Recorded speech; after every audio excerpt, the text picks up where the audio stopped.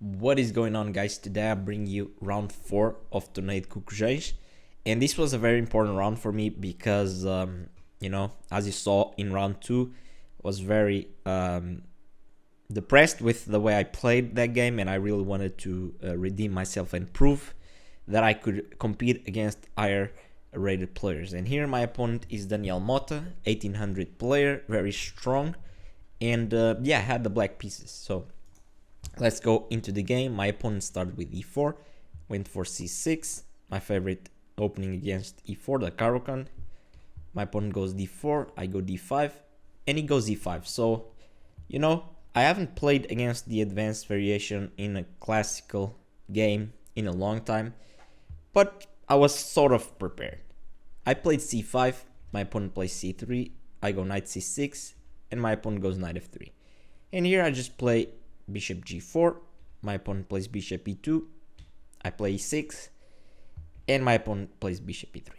I don't really know why chess.com is saying that we are making all of these inaccuracies and mistakes. I feel like we played pretty natural so far, but whatever, let's keep going. Queen b6 here, and I'm playing actively. I'm already putting pressure on b2 and putting pressure as well on d4. So here my opponent took a long time.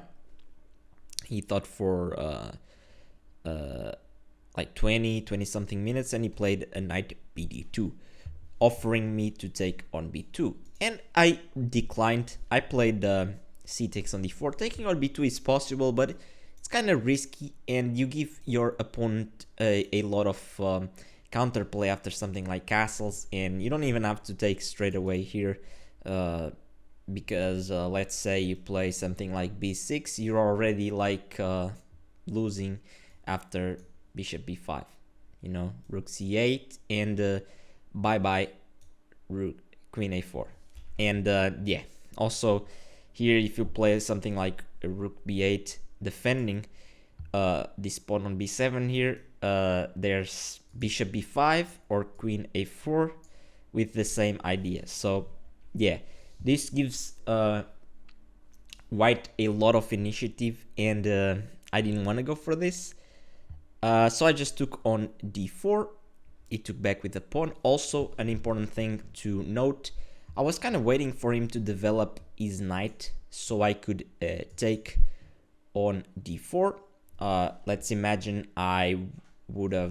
let's imagine he played castles and I took on d4, he took back, and I played something like knight e7. Now he could go knight c3, and the knight is better on c3 than on d2 in this case. I waited for him to develop the knight on d2, and I took the pawn on d4. And now I just played knight e7. So, just ignoring the pawn on b2, not taking it, and just developing my kingside before I take any risks. Here my opponent plays h3. I just take. He takes back with the knight, and I play knight f5. Here my opponent castles, and I play bishop e7. And here my opponent plays g4, which, it didn't surprise me because, I saw that he could play that. But, it's a very double-edged move. Here I can definitely say that the engine saying that's kind of a bad move in accuracy, it makes sense, because after the pretty much forced knight takes on e3 and f takes on e3 here, white has weakened his structure with the double pawns here. Also, he has advanced these pawns here on the king side, so in the future his king can be a little bit weak. And it's a very aggressive and double-edged move. Although he has created all these weaknesses, he also has the AF file for himself, and he can probably create a quick attack here. But this pawn is still hanging, and it's a very double-edged position, and definitely my opponent wanted a fight and to play for the win. Here I played castles, very natural, and my opponent played g5, and here I was like, nah, okay, g5, that's too much for me. You're literally begging me to take on b2. And after calculating for a while, I definitely saw that b2 had to be the best move and just, grab that pawn. He had time to defend it. He didn't want to defend it. He just wanted to give away that pawn. And my opponent here thought for a while, which surprised me because, queen b2 was definitely a move that you should have considered earlier. And my opponent plays rook b1, which I was expecting. I thought it was really the only real move. But here I came up with something that I'm very happy with. Of course, I take the second pawn on a2, and here I was expecting the natural rook takes b7, infiltrating on the 7th rank and putting pressure on my bishop here on e7. But here I was just gonna play the calm rook ab8 and offer a trade of rooks. Of course, if he took my rook here, was gonna be very, very happy with this. I'm the one with the extra pawn and also putting pressure on his second rank. And after something like queen b1 here actually just doesn't work, which is very fortunate for me because I just take his bishop. So there's no real way for him to keep stacking and putting more pressure on the b file. So here I was definitely expecting something like rook c7, being annoying, attacking my knight, still putting pressure on my bishop and not leaving the 7th rank. But, I just thought, okay, rook fc8, let's see who is the more annoying guy. And here, yeah, he was pretty much forced to take on c8, and I was very happy with this position because I'm just up a pawn, I'm actually active. Although he might have some pressure on the king side, I think it's too slow for him to do something and mate me. That's too slow. My pawn is coming fast, my rook is active, my pieces are active, and my queen is super active. So I was very happy with this position. And also, if he tries to steal place his rook here on the 7th file, he doesn't want to leave, he doesn't want to trade. Here I could just win his rook out of nowhere with king f8, and there's not really a way to stop the simple king e8, king takes d7. Every square is covered. So yeah, it's kind of crazy. But my opponent surprised me, and after queen takes a2, he played bishop d3, and this move shocked me. And when a move that your opponent makes shocks you, there's two possibilities. It is either a really good move that you completely missed, or a really bad move that you didn't even consider because it just looks crazy. And here I think this move kind of looks crazy because this just allows me to play knight b4 with tempo, and knight b4 is very strong because it not only attacks the bishop on d3, but it also blocks the b file, so he can't take on b7 anymore.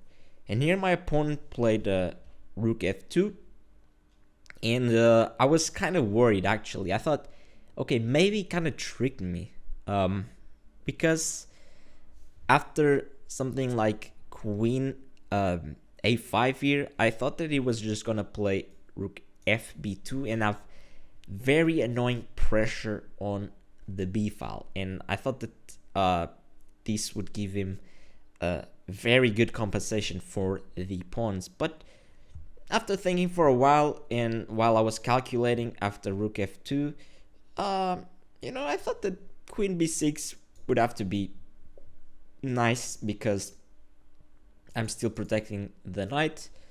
There's two attackers and there's two defenders, so everything is good. And a5 is coming, protecting the knight, and then I can leave my queen, leave the protection of the knight. And yeah, I thought that this was good enough for an advantage.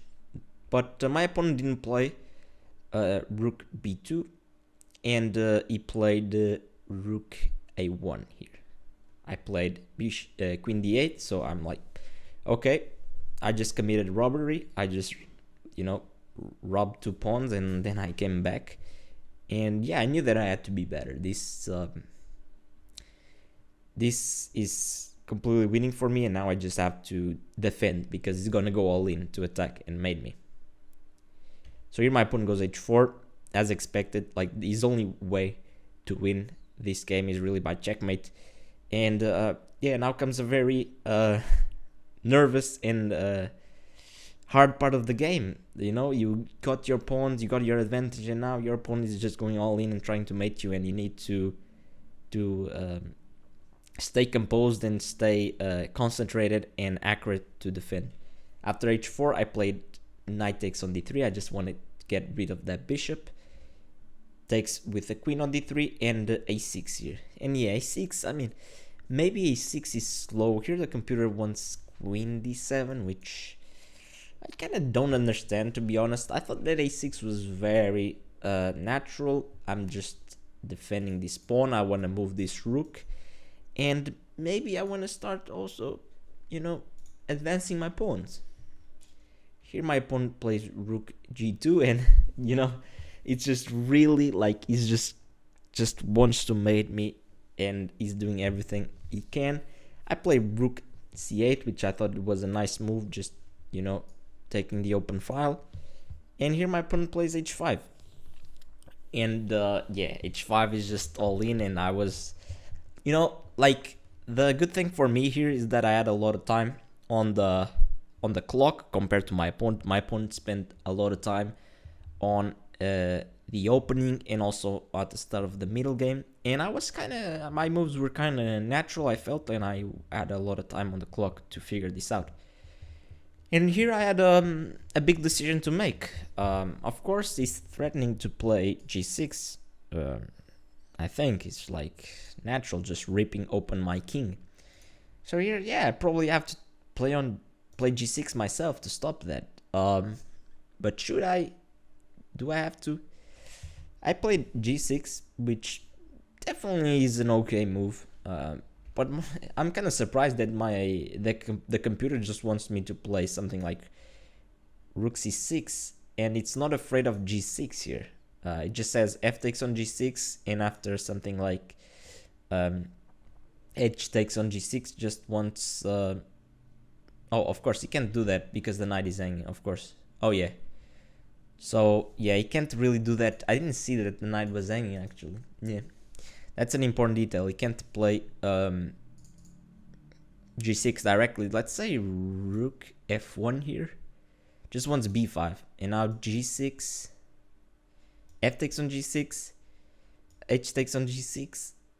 And h6. And yeah, the computer is not afraid of anything here. Yeah, probably there was not a g6 move immediately. So yeah, in the game I didn't even see that the knight was hanging if we traded the pawns here. So mistake there, and I just played g6. And here my opponent took on g6, and now I had another important decision to make. Which pawn do I take with? And I was trying to figure out which pawn would be the safest recapture. And, you know, I kind of saw downsides with every move. I ended up taking with the h pawn, which is less good than taking with the f pawn.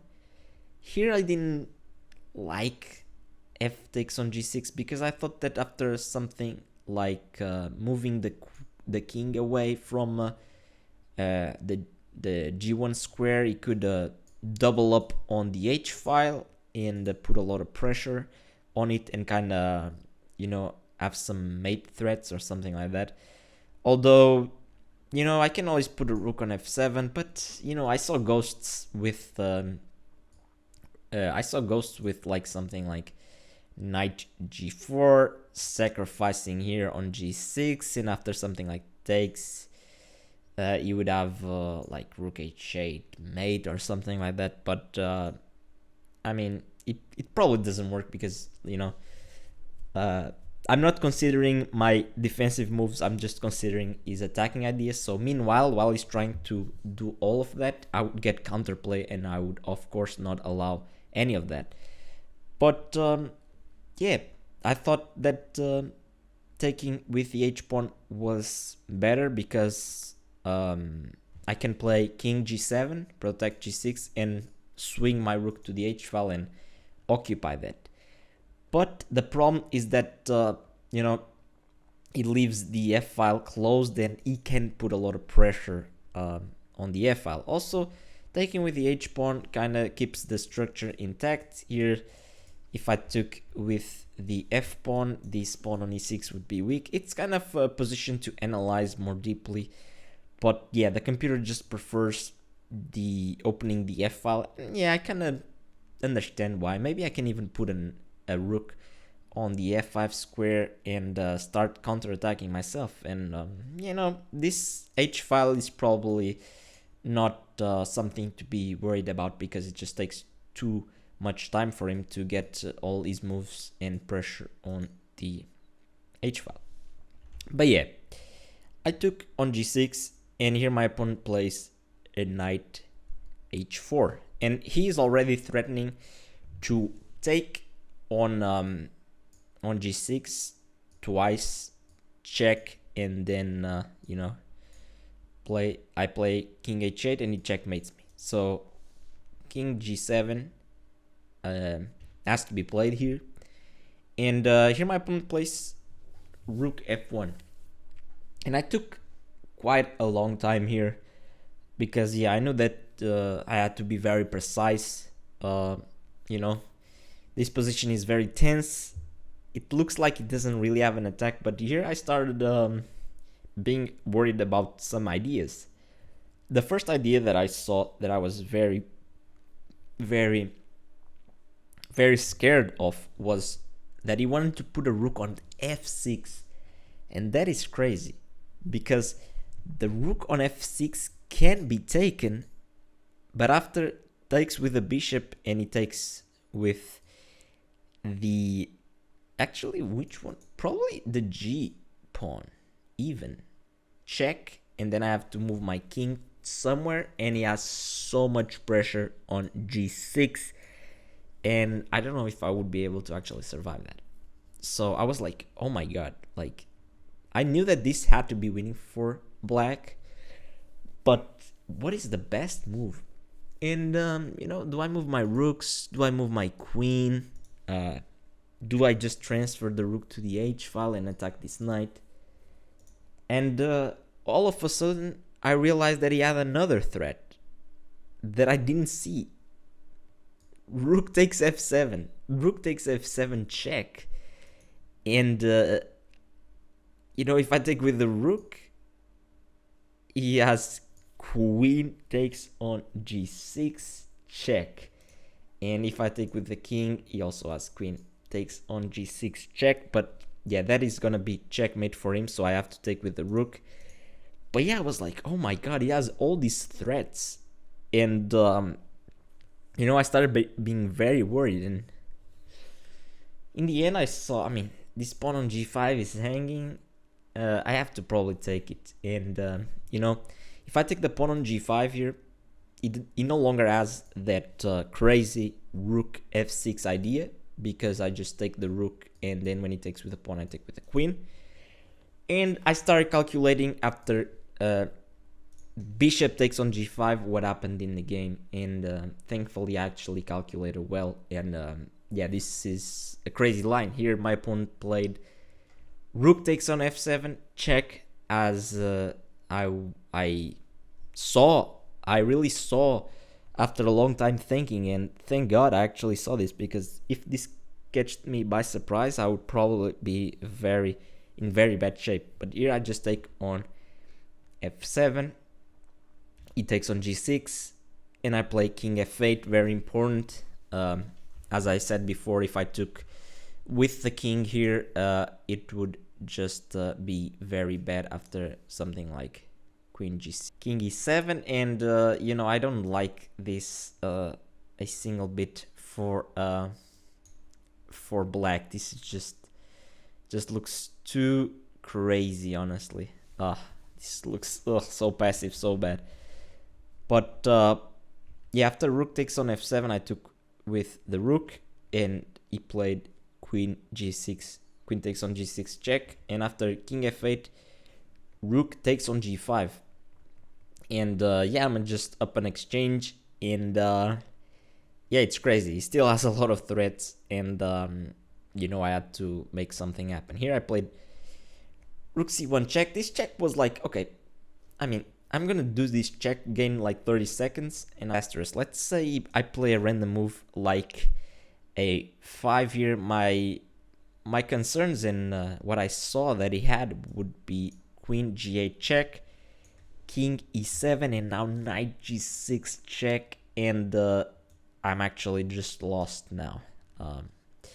Queen takes on f7, and it's pretty much GG's.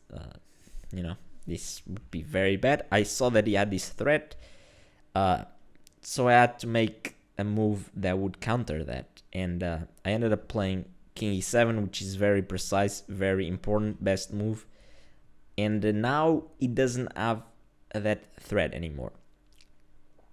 And I was still kind of afraid of him, stepping away with the queen somewhere and giving a check on g6, disconnecting my rook from my king, and he ended up playing queen h5. And after some time thinking, now we were both getting low on the clock. I still had some minutes though, and I realized that actually the threat of knight g6 just doesn't work, and I'm just completely winning. I played queen a5, and now after knight g6 check, I have time to just play king d7, and I realized this, and very critical, because now with the knight on g6, the knight is blocking it's blocking the vision of the queen and the rook, and he just played knight f4, and here I just infiltrated and I'm completely winning. Here after knight e2, I just played the very calm rook e7, just protecting my rook with my king, just keeping everything solid. And he played king h2, I played rook e1, he played rook g2, protecting the knight, and I just took on e3 with the queen. And after knight g3 here, I played queen d3, and his clock, he lost on time, but he was pretty much just gonna resign because now I'm threatening. Rook h7 check, picking up the queen, and I'm gonna pick up all these pawns, worst case scenario, and I won. I was very happy with this game. It was a very tough fight, but I managed to play a very solid game. With 0 blunders and some inaccuracies, some errors, but in the end what matters is that I got the win, and I was very happy with this game. I hope you guys enjoyed this, and I'll see you next video. Bye bye.